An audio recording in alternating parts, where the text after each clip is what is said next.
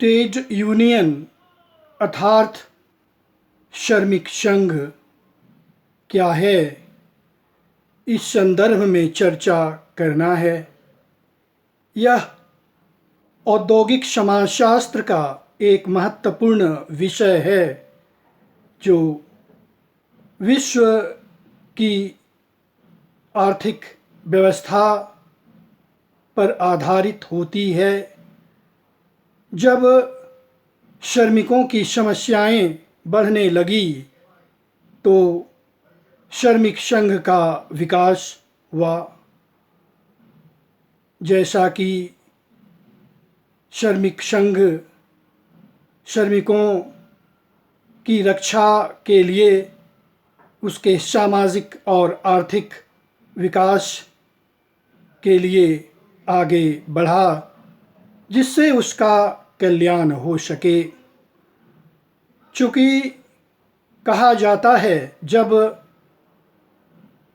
पहले श्रमिकों और मालिकों के बीच आमने सामने का संबंध था, लेकिन जैसे जैसे उद्योग धंधों की उन्नति हुई और विकास हुआ, श्रमिकों की समस्याएं बढ़ने लगी।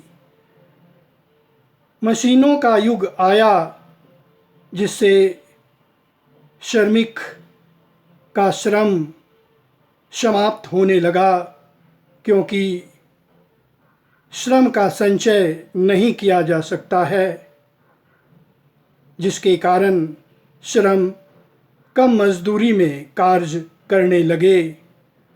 उधर उद्योगपति अधिक समय लेकर कम मजदूरी देने लगा, जिससे श्रम संघ की उत्पत्ति हुई।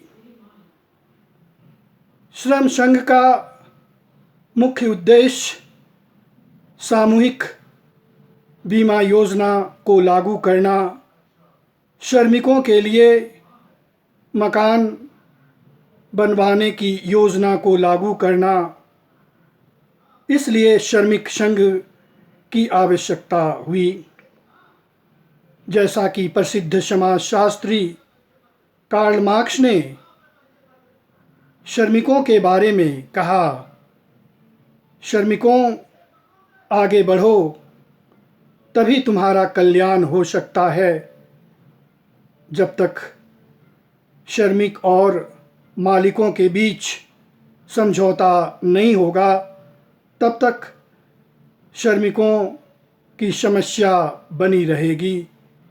इसलिए उन्होंने कहा, मजदूरों एक हो और अपने लक्ष्य की प्राप्ति के लिए संघर्ष करो।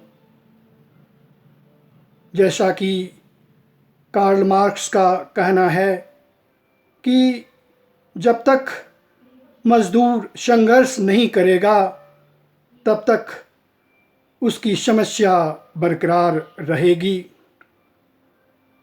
इस तरह से उन्होंने कहा कि एक दिन ऐसा आएगा जब समाज में एक रूपता होगी और उत्पादन पर सभी व्यक्तियों का समान अधिकार होगा, तभी श्रमिकों का कल्याण हो सकता है।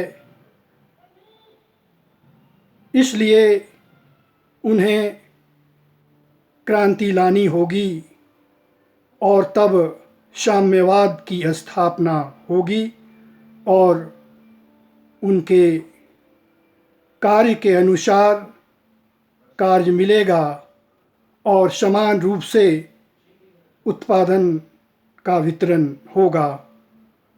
लेकिन मजदूर अपनी समस्याओं को समाधान नहीं कर सकता है, चूँकि वह श्रम कर अपनी समस्याओं का समाधान करता है, वह लाचार है।